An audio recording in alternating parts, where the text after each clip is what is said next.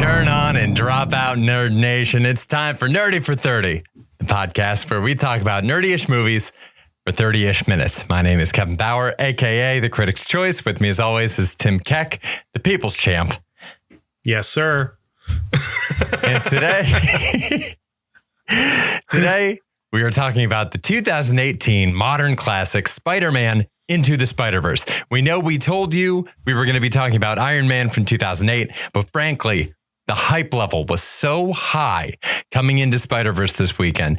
The advanced reviews are looking real good. It got us all fired up. We just had to talk about the OG Spider-Verse movie. And Tim, what do you think of that movie after an additional viewing?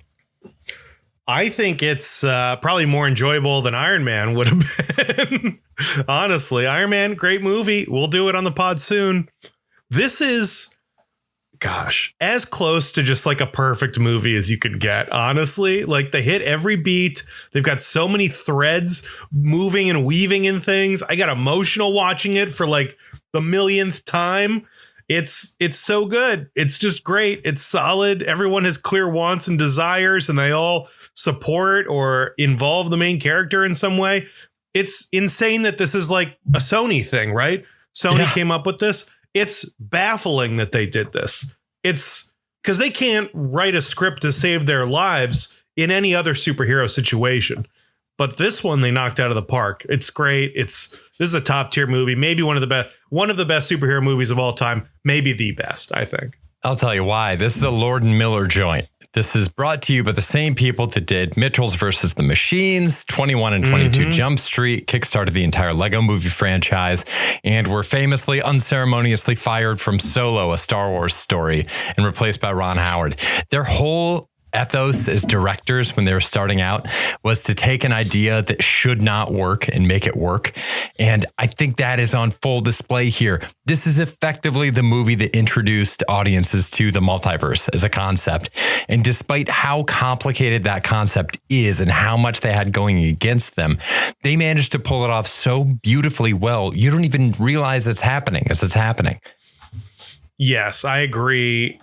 I kind of lose sight of what the average viewer is into, right? Because by the time I'd seen this movie, I mean, I think you and I have been very familiar with this multiverse concept from other pieces of media, from comic books. The multiverse, the idea of a multiverse is not a new thing. Right. We see it in everything, everywhere, all at once. It wins an Oscar. It's so mind blowing to people, the idea of this multiverse.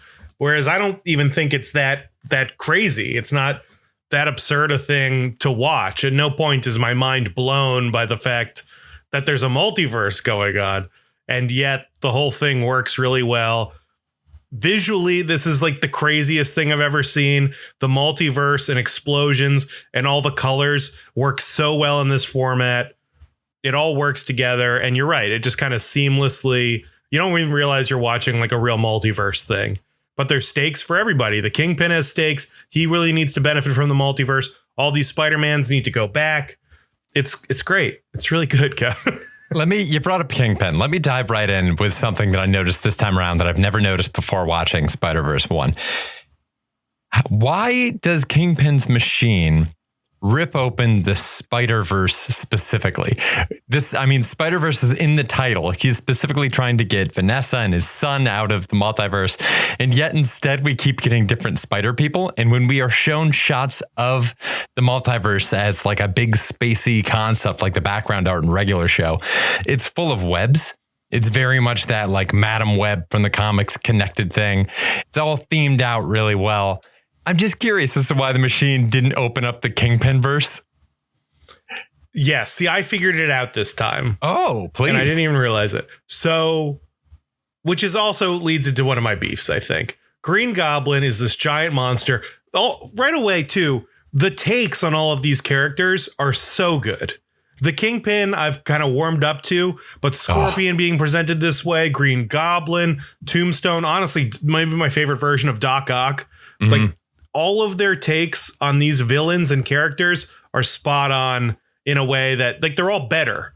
If anything, they're better than what they would be. Green Goblin's kind of a weird monster, but it kind of works for this. I don't know. So Green Goblin grabs Spider-Man and holds him into the machine. So the beam's there and Green Goblin is pressing Spider-Man into the beam for some reason.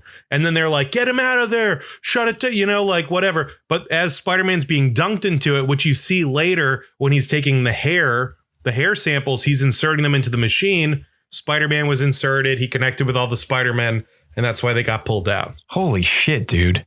Good eye. Yeah.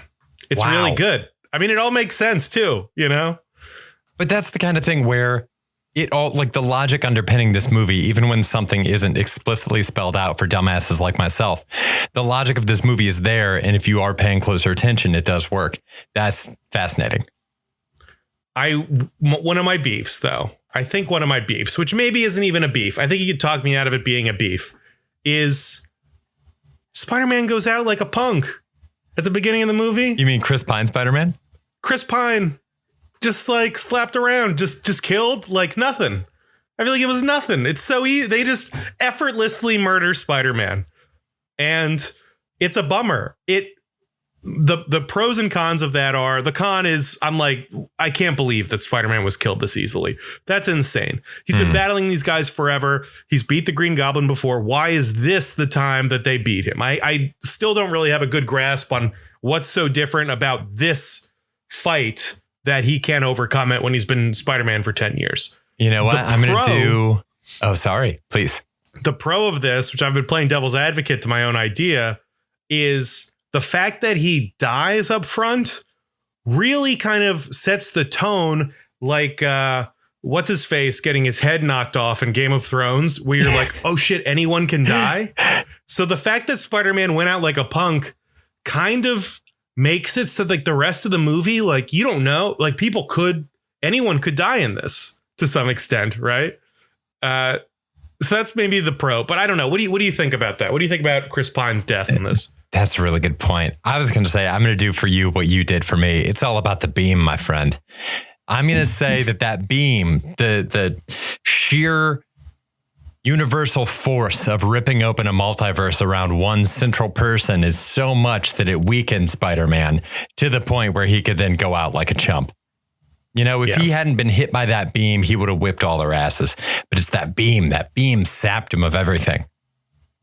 But Green Goblin's the one who just like picks him up and just holds him into the beam. And I got to think he's fought the Green Goblin before. He's got a way around this. Oh, but never with the beam, my friend. That beam never changed everything. You're right. I didn't factor in the beam. The beam is all it takes. The beam is just, the beam's it. The beam is LeBron James in his prime, just like a guaranteed bucket. You're fighting Spider-Man, better bring the beam. If you don't think that beam is in every fight the Green Goblin has from here on out, you're crazy. It's just going to end up being a superstition for this guy. Like how some people, you specifically, you ate those noodles before the Heat won. And so you're eating those noodles through the entire playoff series. That's your beam, dude. Everybody's got to find their beam. And you know what? The Heat fucking did it. They're going to the NBA finals. They were the 8th seed. The beam. Oh man, which team is it? Sacramento Kings. Their whole catchphrase is light the beam, and they have like a giant spotlight on top of their arena, and when they win a game they light the beam, and all their stuff's light the beam, and I love it. And I'm just picturing Kingpin as like a big Sacramento Kings fan, and he's like, gotta finally take out Spider-Man, get my wife back, light the beam. Perfect. Wow, dude, I got bad news for the Sacramento Kings. That is the new slogan for this podcast. Light the beam. Light the beam. If this is eventually folded into the MCU somehow, people are going to be like, where was the beam when they were fighting Thanos? Because Infinity Gauntlet, a firm notch below the beam. The beam can take out anything. The beam is the most powerful force on the planet. It's going to destroy the world. It's going to mix all these things together. Did anything go back to normal, or there's just some multiverse buildings now? I think most things went back to normal. That sequence that plays after the beam is destroyed in the very end, they show all the different buildings that had been kind of affected by that weird dimensional pixelization changing back. And a lot of people on the street looked like they turned into different multiverse versions of themselves, which is also an interesting distinction because it seems like maybe it couldn't decide we don't really need to debate the logic of the beam too much. It seems like maybe for some of the people, it couldn't decide whether to bring in a person or a building from a different dimension, or in the case of the spider people, to bring the spider people themselves. But I'm not as concerned about that as I am with the way that this universe worked. He brought up that these are slightly different versions of the people that we've seen before. The whole basis for that was that Miles Morales was created in kind of a side, like alternate universe in the Marvel comics in the first place. It wasn't like their mainline continuity of Spider-Man that he appeared in. It was in kind of a separate playground that they'd created. They ended up launching a new line around the year 2000 called the Ultimate Comics. And it was supposed to be a more realistic take where people could jump on board and see a version of the Marvel classic characters more in line with the darker tone of like Blade and the X-Men movies that had started to get a lot more popular. And it was supposed to be freedom from being bogged down with all the continuity of like the 40 years of Marvel comics so far. But what ended up happening is within the span of about 10 years, it got so much more fucked up. Everything went completely crazy. It all went totally off the rails. And as one of their stunts, they ended up killing off Spider-Man. But much like in this movie, the best thing possible came out of it, which is Miles Morales, who is, I think you agree with me, hands down the best new Marvel character in 20 years, 30 years. Probably. To your ultimate point, I think the Ultimate Universe had a great influence on what we see and know these characters as today. At some point, they merged them and kind of kept whatever they liked. They kept like Old Man Logan, right? Yeah. They just established some other things that they just brought over. And in the comics, Spider-Man is kind of mentoring Miles Morales and then is killed by the Green Goblin in front of Aunt May's house, right? And they do the whole funeral for him. So it is kind of like just straight up lifted from Ultimate Comics, which is great. I mean, it's cool. I guess I just made the connection that Green Goblin kills him in this movie too. So that's kind of full circle thing. Yeah, I was going to ask you, why is Miles Morales the most successful new character, but also he's like the only version, not the only, but he's one of the only versions of a rebooted younger character that I've enjoyed at all, right? Batman, I think, is kind of the prototype of Batman had Robin became Nightwing, then he got another Robin became like Red Robin, or like the mask or whatever it was, the Red Hood. And then he got like Batgirl. And then so they built this like Bat family out, and Nightwing on his own, pretty damn good character, pretty solid. And I can't think of too many other situations like that where they've made multiple Thors, multiple Captain Americas. They've done multiple Wolverines, which I would say is one of the more successful versions of that. Definitely. But most of the time that falls really flat, especially for me. I mean, I'm not into it. They brought back all of the X-Men, but younger at one point in the comics. Yeah, that was a great run, honestly. It was great. That was honestly good. But man, it's weird. Miles Morales, though, is somehow perfect. He is a kid. He is capturing this essence of Peter Parker's high school experience, because Peter Parker in the original series is in high school for like 10 comics and goes to college, and creating him as a younger character who has all of this experience to gain and all of these challenges to overcome. And it's easy to relate Peter Parker's neurotic nature to teenager anxiety, right? Like even in his 20s, he's got the same kind of like anxiety, and he beats himself up, and he's constantly struggling with what's right and what's wrong. And it maps perfectly to a teenager in high school trying to figure shit out. So I think it works there. I think it's also, not a white guy. I think that probably helps a little bit. And it's exploring a much more interesting neighborhood. It's like a much more interesting take on this. He's related to the Prowler. They like tweak the origin, so it's fun. But yeah, Miles Morales is the best new character. He's the best successor. What do you think? Like, what is it about him that makes it so good? It's fascinating because, like you said, that's historically been a huge weak spot for Marvel, is that they don't do well with creating newer, younger characters necessarily. It was notable when a series called Young Avengers came out in 2005 because people were like, holy shit, they actually kind of did it. DC has had a lot of success, but like you mentioned with Batman, they tend to be very family oriented, right? So like Donna Troy and Wonder Girl, they are not directly related to Wonder Woman, but they're all from the Themyscira. Superboy is a clone of Superman mixed with the DNA. He's like a clone of Superman and Lex Luthor at the same time. There are these like clear lineages, and if it's done poorly, it can feel like that is a saddle on the character. And when it's done well, it feels like a new experience that the character gets to undergo. So it is one of those cooler things that you see in DC is that you see these characters that started off. I think Wally West was the original Kid Flash. And then you saw Wally West become the Flash. And then the grandson of the original Flash became the new Kid Flash. And you see these characters get older. It's a little bit dicey because the older original characters never really age out. So like you just end up with like 4 Flashes at some point. But Wally West is like the Flash. Yeah. He's the main guy. And it's cool to see them rise to this level. Whereas Marvel, it kind of has hindered the characters to a certain degree because with the exception of Fantastic Four, you don't really ever see these characters take on greater responsibilities in their lives necessarily. And it's more notable when they do a comic run where Peter Parker gets out of his head a little bit and he starts a successful business because you're like, shit, we could see him facing all new problems. So I think what they knocked out of the park with Miles is that he's got kind of a perfect balance where he has powers. His powers are great because they already exist. His name is great because it already exists. They didn't try to come up with a dumb name. Marvel has been so bad at modern character names. I hate that Gwen Stacy's spider persona is called Ghost Spider. I think it's a fucking terrible name. It's so dumb. They're real hit and miss with that. So they lucked out with Miles that he's just also Spider-Man. And you know what? It's not a big deal. He's got a cool costume, so he's got that going for him. That's another one that Marvel usually swings and misses with.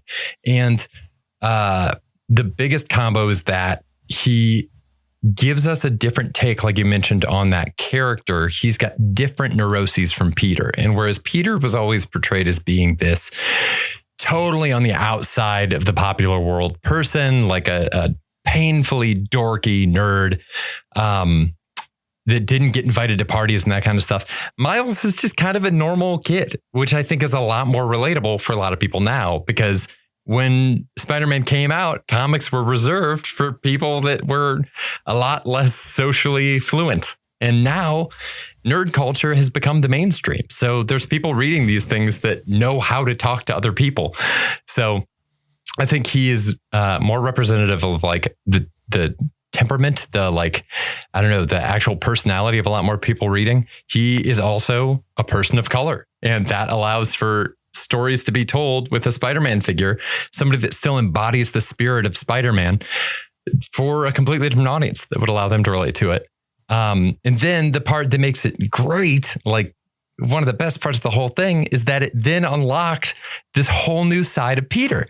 So even if you aren't necessarily a huge Miles fan, and you're just a huge Peter fan, the existence of Miles enriches your Peter Parker experience too. There's really something for everybody. It's fantastic. He just came along and was a net positive across the board.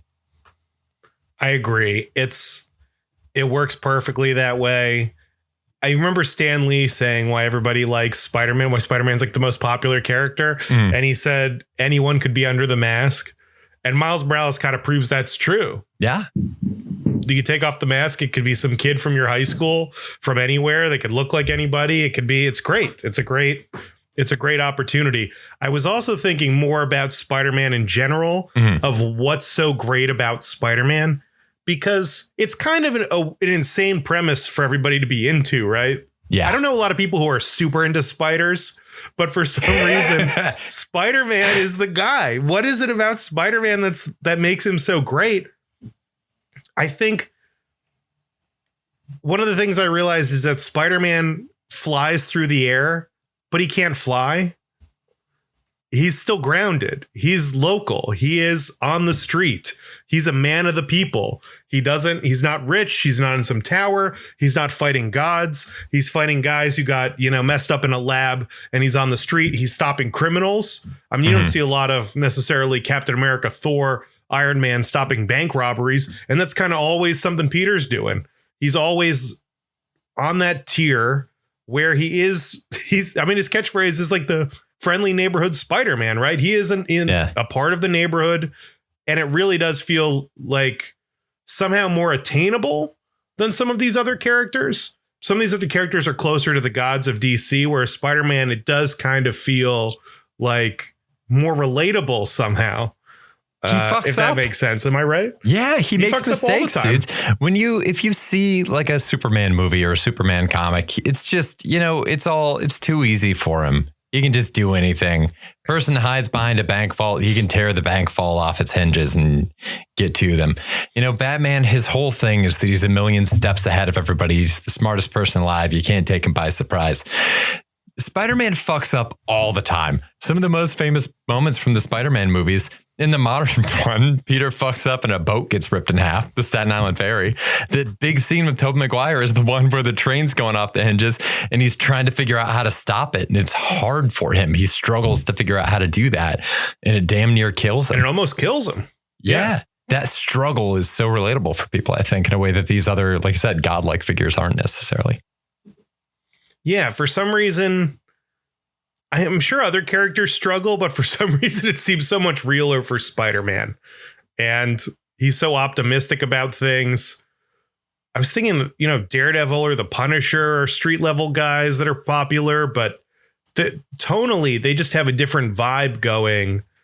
There is something too hopeful and optimistic about Spider-Man that separates him from a lot of the other street level guys. He's not brooding. He's always trying to do the right thing and is willing to lay it all on the line to do the right thing, and often fucks up or messes up or makes very human mistakes in his attempt to do the right thing. And it's kind of what all of us are trying to do, right? Yeah, maybe that's the thing, is that at the root, I think a lot of Spider-Man stories are comedies, because it's a classic comedy archetype. Bad shit's going to happen, but he's going to stay hopeful and keep doing it again. He's Sisyphus. He's constantly rolling that ball up the hill. And we admire him for it the whole time. Yeah. Dude, the stuff in this movie specifically, to bring it back to the actual movie, I think that's one of the great things they do with Miles. I feel like one of the defining cultural, or one of the defining unified traits of our generation is social awkwardness, and people walking away from a social situation, not necessarily feeling like they aced it. And it's so fun to be inside Miles' head and to see that contrast in the beginning where he's in the place that he feels comfortable and he's all swagger. He's like saying hey to everybody. He's like flirting with girls. He's feeling good. And then as soon as he gets to the Vision Academy where he's out of his element, nobody gets his shtick. People are just icing him out. He's not saying the right thing to the right people. Everybody's laughing at him, making fun of him. He feels awkward. And I think that's like a great moment up top to help us relate to him. Mm-hmm. He's a fish out of water pretty much the whole time. He's in a school he's not familiar with. Mm-hmm. And then he's with all these Spider-Men who don't believe in him or want to believe in him. And he's letting them down.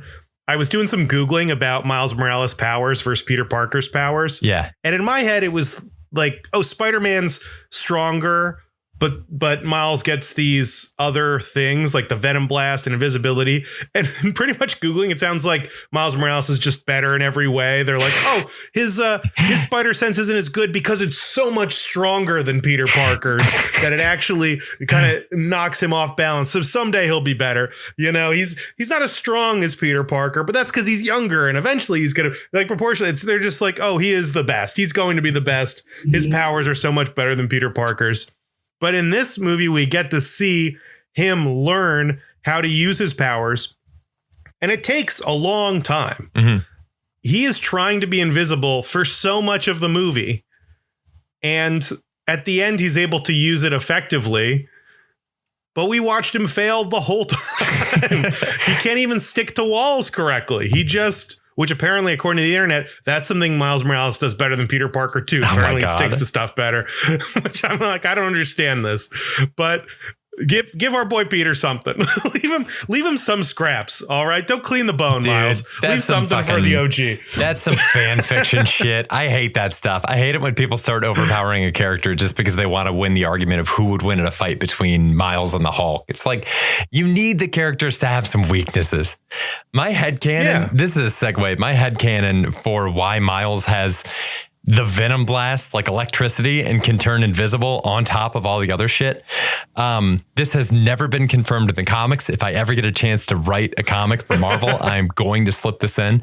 My headcanon has always been that Miles was already a mutant and his power just hadn't manifested yet.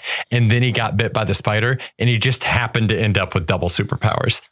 That's the only way I can make it work, because there's no fucking reason that he should have lightning hands and invisibility too.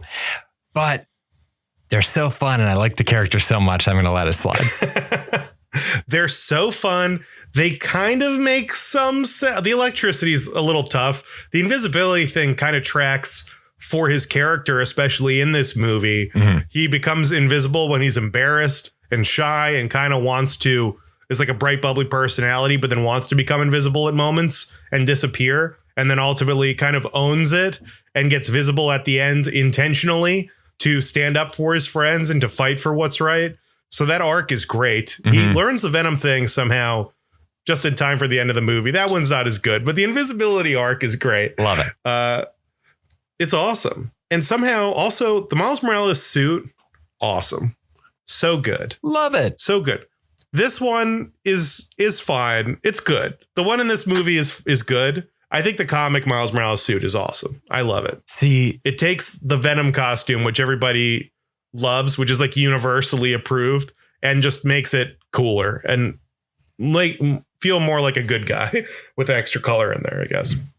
I think we might differ on that, because I have a hard preference for like matte black webbing on a gloss black suit.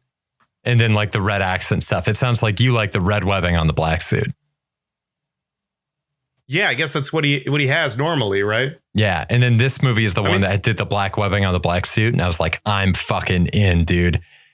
I love the black webbing on the black suit so much. It reminds me of the 2007 Spider-Man 3 Venom costume, which, say what you want about Spider-Man 3. That's a cool take on the Venom costume. I always like that a lot. Venom's cool. I think the black suit has universal approval as far as Venom suit, as far as new looks. It's top tier. Anything else you want to touch on for this movie? I know we've been talking about Miles the whole time. Oh my God. Yeah. We barely scratched this movie. I mean, I adore Miles, but I got to say still, Jake Johnson's Peter B. Parker is so far and away my favorite superhero I have ever seen in anything, that I don't even have the words to describe it. It's Jake Johnson's Peter Parker, and then 100 feet of dirt, and then anything else. Like, he's a crystallization. He's the perfect Spider-Man to me. I love seeing Spider-Man that's like a little bit older and kind of more of a fuck up. It makes me feel better about myself and my life. I'm so excited that we get to see him again in Across the Spider-Verse, because I mean, I could not possibly love anything more. He's amazing. I don't know if he's my favorite Spider-Man. Comparing live action to action movies is tough. And Chris Pine was pretty great until he got iced. But yeah. I think something about the vibe, especially seeing Chris Pine, it seems like it's a choice to have different voice actors for both, even though they're playing the same character. Mm-hmm. And I think that's the fact that Chris Pine starts the movie and Jake Johnson takes it over also works fantastic. They're similar sounding, but distinct enough that I think it really helps separate them as completely different characters. And Jake Johnson's perfect for this. It feels like if Jake Johnson was Spider-Man, just like schlubby, like his room's a mess. He's got trouble with his girlfriend. It's like straight from New Girl. You could just insert Spider-Man into New Girl and it would work out fine, except not as many places to swing in Los Angeles. Sure. I mean, that loft has high ceilings. I want to see him as live action Spider-Man so badly. I desperately hope that in one of these multiverse movies we end up seeing just live action Jake Johnson in a suit. The Prowler in this is also great. So I love cool. his suit. He's awesome. Kind of bummed we haven't gotten a Prowler in real life. The Donald Glover links have been, I guess he is the Prowler, but that's not really been confirmed, right? He hasn't really fought the Prowler. He just webbed Donald Glover's hand to a car. But the Prowler in this was perfect. This is exactly what I want from the Prowler. Awesome. So sick. What do you think of Aunt May, the take on Aunt May in this? Where she has access to his magic shed and she's 100% in on what he's doing. And this guy is a super genius who, like, Peter Parker must be a mega genius with a shit ton of money if he's able to create this whole world. So it kind of implies that this guy is more like Iron Man than Jake Johnson is. Yeah. What do you think of Aunt May in this? I like it specifically as a contrast to Jake Johnson's Spider-Man. I like all those flourishes because all they do is make Jake Johnson's Spider-Man feel like shit. He's surrounded. He got teleported. He feels like a dumbass and he gets teleported to a world where that version of him was like, yeah, exactly like you said, like Iron Man in Forest Hills. Like that would be the most humiliating thing possible. I love it. You brought it up at the beginning of the show. All the different spider people have their own needs and wants and likes and dislikes, and they play off each other so incredibly well. I mean, Spider-Gwen too, just the entire dynamic of the fact that her version of the loss that they all share was losing her universe's Peter Parker. And here she is surrounded by a bunch of people. She's in a world where their Peter Parker died and other Peter Parker is, on the team with her. It's uncomfortable for her. She gets through it. It's great.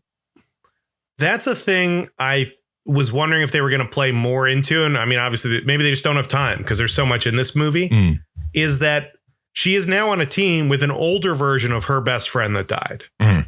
So Peter Parker is having this thing with MJ, but I wasn't really sure that Spider-Gwen had that moment with Peter Parker. And I don't know if she needed that or wanted it or that was something she was looking for, but it doesn't seem like she had the same reaction. I was almost expecting an MJ reaction from her at some point, and we don't really get that.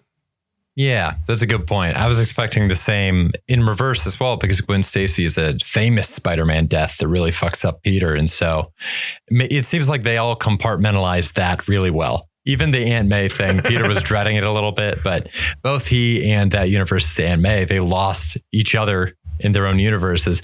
And it seems like pretty quickly they're able to be like, well, this is different. I mean, they all kind of look different too. Like, look how different the Chris Pine Peter looked versus the Jake Johnson one. So if I went to a different multiverse after you were killed by the Green Goblin, then, maybe it just looks like, I don't know, dude, George Lopez.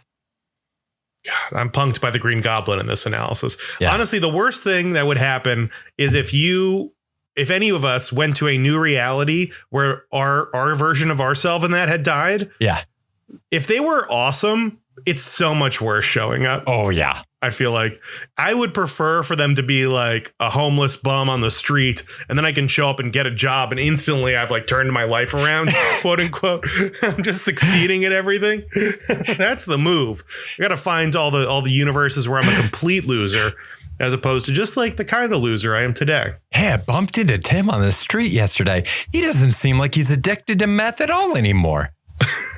I mean, he really seems like he kicked it quick. Yeah, 2 days ago, he was doing so much meth. I was like, he's going to die from meth today. Dude, also just scrolling through this cast list, it's absolutely stacked. It's insane how many people are in this movie. And they're great. The first one or for the sequel? Great. The first one, I think. Oscar Isaac, what was he in? Was he in this one? They did Nicolas a Cage, Chris tag. Pine. Oh, Nick Cage, Mahershala Ali, John Mulaney, Zoe Kravitz, Brian Tyree Henry, Liev Schreiber. Liev Schreiber's Catherine Kingpin. Hahn. Quick shout out, Liev Schreiber's Kingpin, best Kingpin by far. Enter the Kingpin verse. Let him replace Vincent D'Onofrio in the MCU. Vincent D'Onofrio's Kingpin can kick rocks. No, R.I.P. to what's his face? Ving Rhames, dude. Ving Rhames was great. Ving Rhames was awesome. I loved his Kingpin. I thought it was damn near perfect. Yeah, he was. I don't love whatever Vincent D'Onofrio's doing. It's weird. Damn. All right. Any other things you want to hit on this? It's so much more. We could do a whole 45 minutes. Like we could do an additional 45 on this. It's crazy. How about you? Anything you want? We got could 2 do minutes. More. We barely talked about this movie. Yeah, we barely talked about this movie. We're going to be talking about the new movie next week. So we'll be getting out more takes and stuff then. I can't wait to see this movie, Kevin. It's going to be so good. Quick question for you. Is Spider-Man into the Spider-Verse better or worse than Guardians of the Galaxy 2? Better. Is it better than John Wick 4? I think this is the top of the list. This is number 1 over The Last of Us and John Wick? Yeah. In my opinion. Do you agree? I think I don't think it's as good as John Wick 4. I prefer that. I prefer it. It's great. I don't think it's as good, but it is better than The Last of Us for sure. So I'll throw it up there. Looks like we got a new number 1 and we'll argue about it at the review preview at the end of the month. Yeah, we can hash this out. Or we can hash this out. Kevin, I love this movie. Can't wait to see the new one. We're going Friday, right? Same here, dude. 2 more days. Everybody, hopefully you're going to see it too. Thank you so much for listening. This has been Nerdy for 30. If you agree with anything we're saying or disagree with anything we're saying, let us know. Shoot us an email, nerdy430@gmail.com. We will read it in our next review preview episode. Like Tim said, we're back here with Across the Spider-Verse next week. Till then, stay nerdy, everybody. Bye. Bye. Light the beam. Light the beam.